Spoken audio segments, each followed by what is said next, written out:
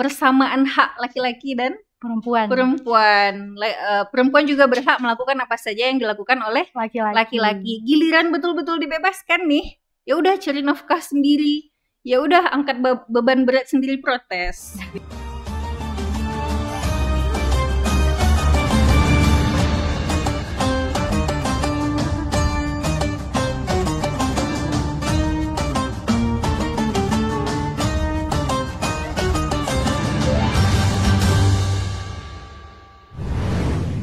Bismillahirrahmanirrahim. Assalamualaikum warahmatullahi wabarakatuh. Waalaikumsalam warahmatullahi wabarakatuh. Hai, selamat sore buat seluruh pemirsa ICBS TV dimanapun Anda berada. Gimana kabar puasanya sore ini? Masih aman ya? Alhamdulillah. Oke, kalau gitu langsung aja selamat datang kembali di podcast Ramadan. Nah, podcast Ramadan ini adalah salah satu program unggulan terbaru dari ICBS TV yang menghadirkan para bintang tamu yang cerdas dan inspiratif. Bersama saya, Alia Zulfa Syarifuddin, siswi SMA IT Insan Cendekia Boarding School Payakumbuh sebagai podcaster pada sore ini. Nah, pemirsa ICBS TV, sore ini kita bakalan berbincang-bincang hangat dengan seorang wanita muslimah yang pastinya memiliki wawasan yang sangat luas. Beliau yang akan menjadi special guest kita pada sore ini. Nah, pada penasaran ya semuanya, siapa sih kira-kira special guest kita pada sore ini? Ini dia special guest kita, Ustazah Ismarni Elsi. Assalamualaikum Ustazah. Waalaikumsalam warahmatullahi wabarakatuh. Apa kabar Alia? Alhamdulillah sehat. Ustazah sehat, Zah? Alhamdulillah. Alhamdulillah. Nah, pemirsa, Ustazah Ismarni ini atau yang akrab disapa dengan Ustazah Ari ya, Zah? Beliau adalah lulusan dari Fakultas Usuluddin di Universitas Islam tertua di dunia, Universitas Al-Azhar Kairo, Mesir. Beliau sekarang saat ini juga menjadi Kepala Asrama Putri ICBS Ummul Qura Lampasi, benar Zah? Oke Zah, jadi pada sore ini menjelang waktu berbuka, kita akan mengisi waktu luang kita dengan hal yang bermanfaat pastinya Zah. Jadi kita akan membahas sebuah problematika nih Zah. Problematika yang lagi hype banget di zaman sekarang. Nah, problematika ini bukan hanya terjadi pada wanita remaja, tapi juga pada wanita dewasa Zah. As known as ibu-ibu gitu Zah, alias ibu-ibu. Ya, semuanya Zah. Jadi kita mau membahas tentang cara atau etika dalam berpakaian Zah, atau etika dalam Islam untuk perempuan tuh seperti apa yang benarnya Zah. Jadi untuk pemirsa langsung aja ya kita tanya ke Ustazah Ari, apa sih itu etika dalam berpakaian dan bagaimana pandangannya dalam Islam? Silakan Zah. Ngomongin perempuan itu kayaknya nggak ada habis-habisnya ya. Bener banget Zah. Soalnya ribet Zah. Ribet ya. Jadi Alia tadi nanya gimana sih etika berpakaian ya. Jadi perempuan di dalam Islam itu punya peranan penting. Dan peranan penting itu udah dikasih Allah settingnya. Jadi ada pengaturan-pengaturannya biar semuanya berjalan sesuai dengan kehendak Sang Pencipta. Yang pertama sekali kalau disebut pakaian, seperti sudah kita ketahui bersama ya, dalam Islam itu yang pertama kriterianya itu harus menutup aurat. Nah, Alia tahu nggak yang mana yang aurat? Tahu Zah. Yang mana tuh? Keseluruhan kecuali wajah dan telapak tangan. Iya, dan ini didasari oleh hadis Rasulullah bahwasanya pada suatu ketika Asma binti Abu Bakar datang menemui Rasulullah. Ketika itu pakaian beliau tipis sehingga Rasulullah kemudian memalingkan wajah, nggak mau beliau menengok, kemudian ditegur sama Rasulullah. Ya Asma, perempuan itu kalau udah balaghatil mahid, kalau udah sampai haid, maksudnya udah baligh, itu nggak boleh kelihatan apapun dari dirinya kecuali kemudian Rasulullah memberi isyarat muka dan telapak tangan. Nah inilah dalilnya kenapa aurat perempuan itu pengecualiannya adalah muka dan telapak tangan. Jadi yang pertama kriterianya adalah menutup aurat. Auratnya yang mana? Seluruhnya kecuali wajah dan telapak tangan. Iya. Kemudian yang kedua adalah kriteria berpakaian muslimah itu tidak ketat, tidak transparan, tidak membentuk tubuh. Yang ketiga, tidak menyerupai laki-laki. Ada nggak pakaian perempuan yang menyerupai laki-laki? Ada, contohnya celana ya, Zah? Iya, pakaian yang menyerupai laki-laki ini, pakaian itu memang kekhasan laki-laki. Jadi apa sih kekhasan laki-laki? Misalnya pakai celana lepis, apalagi celana jean gitu ya. Dan itu dipakai oleh perempuan di luar. Boleh perempuan memakai itu, tapi kalau dia itu untuk di dalam. Di luarnya mungkin pakai baju panjang, longgar, segala macam. Nah ini kriteria 3 ini wajib, gak bisa enggak. Ya itu. Kemudian ada lagi Alia, yang pedoman yang sekarang udah jarang dikaji.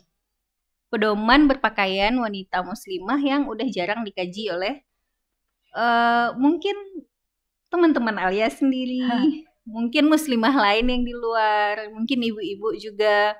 Yang pertama itu adalah ini kalau setelah berpakaian, perempuan itu pasti pengennya berhias ya. Iya Zah.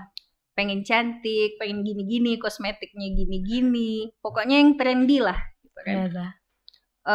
Boleh, perempuan boleh berhias, karena nggak bisa dipisahkan perempuan itu dengan berhias, dengan kecantikan, karena dia seperti satu koin yang punya 2 sisi.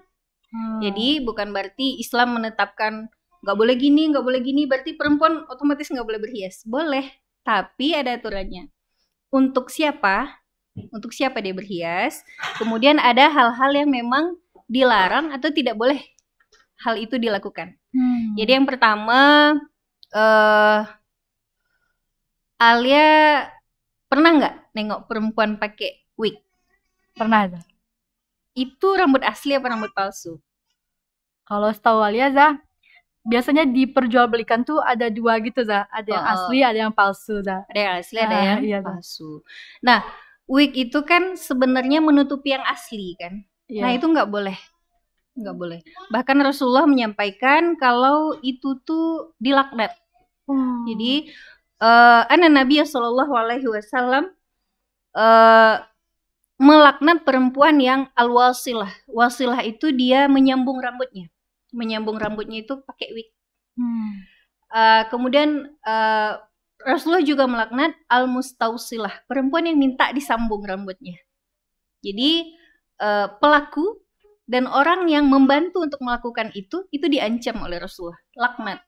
Laknat itu tahu nggak Alia? Laknat itu kita dijauhkan dari rahmat Allah.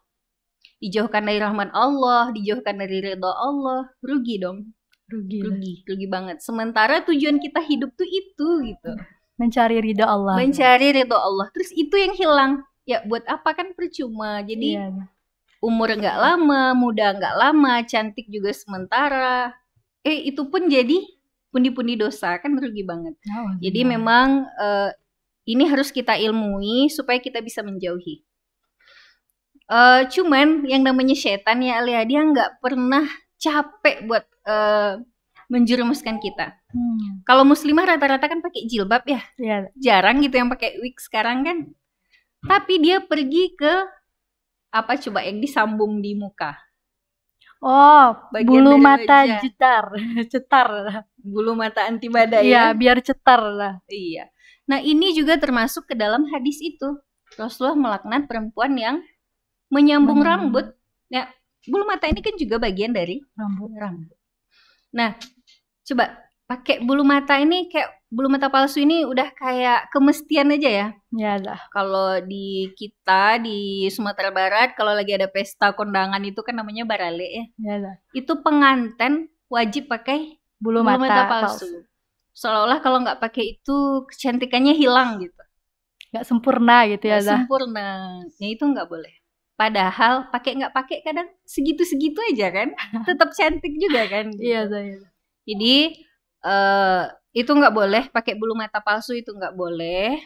Terus juga sayangnya itu bukan cuman untuk pengantin aja, malah remaja-remaja udah kayak biasa aja pakai itu gonta-ganti gitu. Jadi tren juga ya. Jadi tren. Itu satu ya, tidak boleh menyambung rambut. Itu rambu-rambu pertama. Kemudian yang kedua, yang tidak boleh dilakukan juga, dan itu dikatakan oleh Rasulullah perbuatan terlaknat juga adalah mencukur bulu wajah. Mencukur bulu wajah. Termasuk wajah apa yang bisa dicukur orang tuh? Alis. Alis. Nah, kalau perempuan zaman sekarang tuh kadang-kadang lucu ya. Alisnya udah bagus, dicukur, dihabisin. Habis itu diganti dengan dibikin yang baru pakai pensil alis atau pensil sulam alis. Dah. Sulam juga dah. Kalau sulam apa tuh? Dibikin permanen dah. Permanen. Dibentuk baru permanen gitu dah. Tato enggak itu? Iya. Itu juga. Berarti ini poin yang ketiga. Tato juga dilaknat oleh Rasulullah. Ya, Allah dan Rasulullah. Jadi yang kedua tadi adalah larangan untuk mencukur bulu wajah. Ya, bulu wajah itu ya termasuk alis, bulu mata, bulu wajah, bulu muka segala macam, dan itu kayak udah jadi kebiasaan juga di masyarakat kita kalau mereka mau pesta apa segala macam harus dicukur. Mungkin tujuannya buat buat biar make up-nya tuh bagus gitu ya. Padahal itu adalah perbuatan yang terlaknat ya. Kemudian yang ketiga, berarti yang Alia bilang tadi sulam alis. Ya, sulam alis dah. Alis udah kayak kain aja bisa disulam ya. Jadi berarti itu tato. Sejenis itu kayaknya. Sejenis itu. Enggak boleh. Itu termasuk juga yang dilaknat oleh Rasul. Kemudian apa lagi? Tren berhias yang udah biasa tapi sebenarnya dia tidak biasa dan terlarang. Yang keempat adalah perempuan yang sengaja menjarangkan giginya. Kalau bahasa Arabnya al-mutafallijat lil husni. Jadi kan misalnya lagi tren nih, misalnya gigi kelinci. Ada nggak gigi kelinci? Nanti dia sengaja itu menjarangkan giginya atau membentuk giginya. Tujuannya itu untuk kecantikan. Nah, ini kenapa dibenci oleh Allah? Karena dia mughayyirat li khalqillah, karena dia mengubah ciptaan Allah. Nah, itu tadi ya. Kemudian yang udah jadi kebiasaan juga bagi mungkin Alia, teman-teman Alia juga, dia pakai parfum, tapi satu kampung orang bisa mencium baunya gitu. Udah pergi 2 meter masih kecium juga ya, Zah? 2 meter masih mending. Dia masuk ruangan aja, semerbak gitu, baunya. Semerbak. Emang nggak boleh gitu kita pakai parfum? Boleh, cuman di mana gitu? Siapa? Di rumah. Kalau udah menikah mungkin dengan suami, dengan keluarga, atau misalnya ustazah ke asrama Alia, kan itu perempuan-perempuan semua, nggak masalah gitu. Ibaratnya dengan teman-teman perempuan, tapi tidak boleh ke lawan jenis ke umum gitu. Kita mau ke pasar, mau kemana, itu jarak 1 kilometer udah gimana gitu ya, itu nggak boleh. Bahkan ngeri ya kalau kita perhatikan ancaman Rasulullah itu ngeri sebenarnya. Ayyuma mura'atin, siapa saja perempuan yang memakai parfum tujuannya supaya dipuji orang, supaya orang bisa tahu parfumnya wangi, itu ancaman Rasulullah itu seperti gini bahasa Rasulullah. Fahiya zaniyah. Zaniyah tahu nggak Lia apa artinya? Pezina. Na'udzubillahi min dzalik. Jadi memang segala sesuatunya itu diatur, bukan berarti kita perempuan ini dikekang. Enggak. Kenapa kita dikasih settingan begitu sama Allah sama Rasulullah? Karena sebenarnya perempuan ini punya peran yang besar yang dipersiapkan oleh Allah dan Rasulullah. Pertama untuk ibadah, yang kedua apa lagi peran perempuan itu? Perempuan itu pemimpin di rumah tangga, di rumah suaminya. Dia yang tanggung jawab, dia yang mendidik anak. Tapi ketika sudah dilalaikan dengan hanya pengen cantik, hanya pengen dipuji, bahkan sampai mengubah ciptaan Allah, nah dia akan lupa dengan kodratnya. Untuk apa dia diciptakan? Padahal yang dicarinya itu kan sementara. Cantik sampai umur berapa sih gitu kan? Pakai kosmetik seribet apapun, aslinya kan begitu juga kan? Kalau dihapus nanti balik lagi ya. Balik lagi gitu. Ya itu tadi rambu-rambunya. Ada berapa tadi ya? 4 apa 5? 5 ya. Itu. Nah ini yang kita harus Alia mungkin kasih tahu ke adik-adik, Ustazah mungkin kasih tahu ke kayak Ustazah ngajar, itu Ustazah kasih tahu gitu mungkin ke masyarakat kita. Jangan sampai perempuan-perempuan ini dilenakan dengan apa namanya? Tren kecantikan yang nggak akan habis-habis gitu. Selalu ada perubahannya zaman ke zaman ya, update terus. Update terus. Kalau dulu kayak masa Ustazah dulu masih remaja seusia Alia, alis yang cantik tuh yang tipis. Jadi orang nyukur alis gitu. Habis itu dikasih pensil apa spidol itu ya? Pensil alis. Iya, itu tipis banget dibuatnya. Tapi kalau sekarang beda kayaknya tren alis yang cantik itu yang tajam lah. Yang tajam. Kayak gunung tebal gitu, terus ujungnya tajam gitu ya. Dan itu akan berganti-ganti terus. Kalau kita ngikutin terus nggak punya prinsip, muslimah nggak punya prinsip, ya endingnya capek. Gitu. Gak akan ada habis-habisnya. Endingnya capek. Nah, itu ya pemirsa penjelasan dari Ustazah Ari tadi. Jadi kesimpulannya sebenarnya kita sebagai wanita muslimah ini sangat spesial ya Zah di mata Islam. Kita spesial. Jadi mungkin sebagian orang akan bilang ribet amat sih jadi muslimah kok segitu amat membatasi. Kita spesial karena kita spesial makanya kita ada settingannya, ada aturannya, ada penjagaannya. Kita muslimah ini pendapat kita dihargai dalam Islam. Tapi kelemahan-kelemahan kita juga dilindungi. Ya, bukan dibebaskan kayak gitu aja. Kalau kaum feminis kan gitu. Dia bilang apa? Persamaan hak laki-laki dan perempuan. Perempuan juga berhak melakukan apa saja yang dilakukan oleh laki-laki. Giliran betul-betul dibebaskan nih, ya udah cari nafkah sendiri. Ya udah angkat beban berat sendiri, protes gitu kan, ladies first gitu. Ladies first ya itu ya kemunafikan kaum feminis jadinya gitu. Kemudian ada lagi hadis yang mau Ustazah sampaikan, dan sebenarnya hadis ini sangat penting dan bisa jadi pegangan kita sehari-hari sebagai perempuan. Jadi gini, Rasulullah menyampaikan hadis ini, ada 2 golongan manusia yang udah positif masuk neraka. 2 golongan. Ya, dan ini termasuk kita perempuan salah satunya. Jadi kita kenali, kita pelajari hadis ini bagaimana kita tidak termasuk ke golongan ini. Tersebut. Kata Rasulullah begini. Bismillahirrahmanirrahim. Sinfani min ahlin nar. Ada 2 golongan dari penduduk neraka. Ya, lam arahuma, sebelumnya belum aku lihat, kata Rasulullah. Yang pertama itu qaumun ma'ahum, suatu kaum yang bersama mereka selalu memegang cambuk atau cemeti. Cambuk atau cemeti. Ka'adna bil baqar yadribuna bihanna, seperti ekor sapi. Cambuk ini selalu dia gunakan untuk memukul manusia. Nah, ini kira-kira apa maksudnya, Alia? Apa tuh ya, Zah?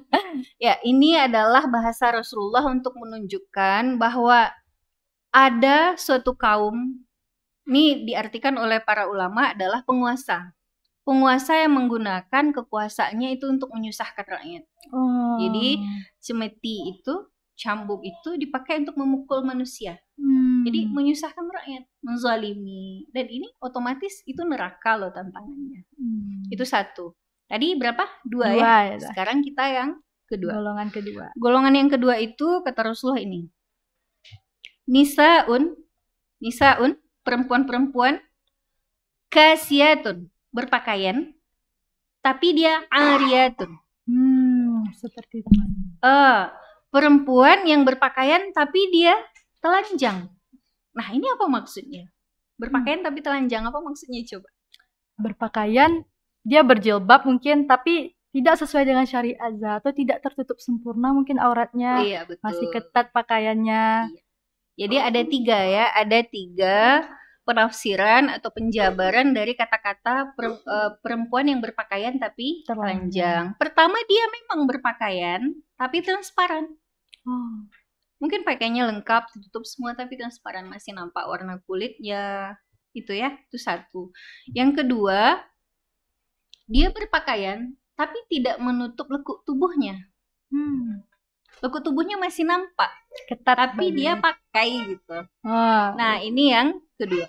Yang ketiga, penafsiran atau penjabaran nisaun kasiyatun ariyatun itu adalah dia berpakaian separuh mungkin, yang lain dibuka. oh. Nah, ini. Nah, jadi 3 hal ini bagaimana kita menghindarinya. Ya. Masih ada sambungan hadisnya nih Alia. Nisaun kasiyatun ariyatun mumilatun ma'ilatun. Mumilatun itu diartikan oleh para ulama adalah perempuan yang selalu berusaha ingin menjadi pusat perhatian. Oh, mau jadi center ya, Zah? Iya, center.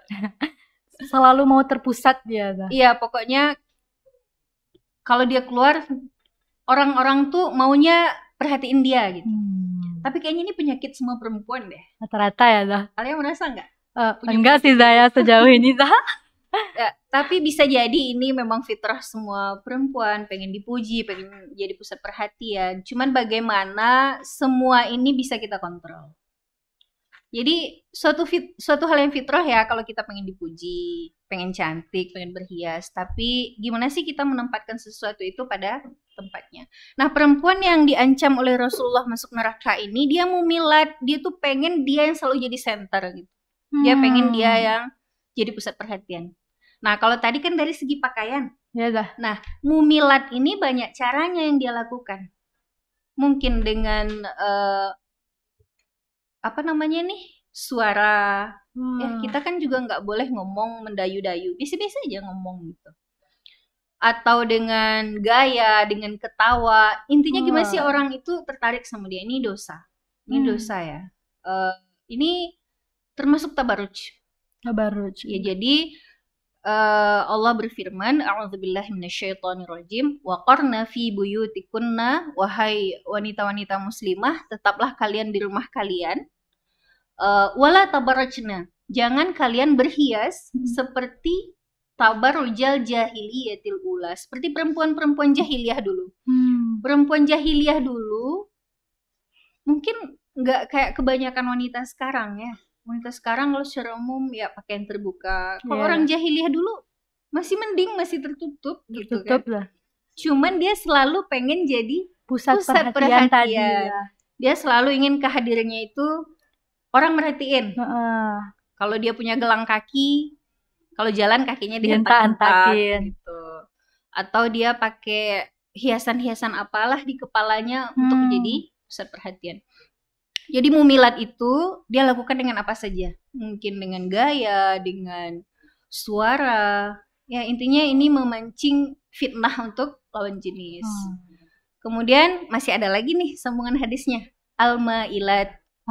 Ma'ilat itu, ma'il itu miring. Artinya miring. Maksudnya perempuan itu kalau jalan dia lenggang-lenggok. Oh, ya dah. Kalau kita mah jalan-jalan aja ya, kayak fashion aja. Show ya, berasa catwalk kalau jalan misalnya. Iya, padahal jalan juga berbatu-batu kan.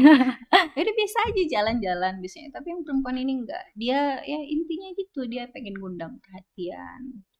Dan satu lagi, dan ini Ustazah memang luar biasa gitu. Kayak memang hadis ini mukjizat atau keajaiban. Di lafaz hadis itu dikatakan oleh Rasulullah, ru'usuhunna, kepala-kepala mereka, kepala-kepala perempuan yang akan masuk neraka ini, ka'asnimatil bukhtil ma'ilah, seperti punuk unta yang goyang-goyang. Pernah naik unta nggak? Belum, Zah. Ustazah pernah naik unta di Mesir. Bismillah ya, Zah, dalam waktu dekat. Amin. Kalau sebentar lagi kan, setahun lagi kan. Amin, Zah. Cita-citanya kemana? Mesir, Turki, Australia. Umrah dulu deh, Zah. Umrah dulu ya. Insyaallah. Jadi kalau kita naik unta itu goyang-goyang. Dia jalan goyang-goyang, punuknya juga goyang-goyang. Dan Rasulullah bilang 1443 tahun lalu, sekitar segitu ya. Kalau perempuan-perempuan ini yang ciri khas dia itu ru'usuhunna, kepala mereka seperti punuk unta yang bergoyang-goyang. Dan Ustaz tengok sendiri fashion sekarang ya. Perempuan itu pasang sesuatu di kepalanya gitu. Kayak sanggul, apa gimana gitu. Padahal rambutnya enggak asli gitu. beda ya, misalnya ada perempuan rambutnya panjang, habis itu diikat jadinya besar di Kelihatannya belakang. besar ya. Gak masalah, itu gak masalah gitu. Ini yang dibuat-buat yang memang itu dijadikan sebagai fashion. Dan itu emang terlarang. Dan yang ngerinya di ujung hadis kata Rasulullah, la yadkhulnal jannata. Mereka tidak masuk surga. Wala yajidna rihaha. Enggak masuk surga dan enggak pula akan mencium bau surga. Ini maksudnya lebih ngeri lagi ya. Iya dah. Jangan harap masuk surga gitu. Bau aja enggak akan kecium. Padahal bau surga itu kata Rasulullah bisa dicium dari jarak min masirati kadza wa kadza.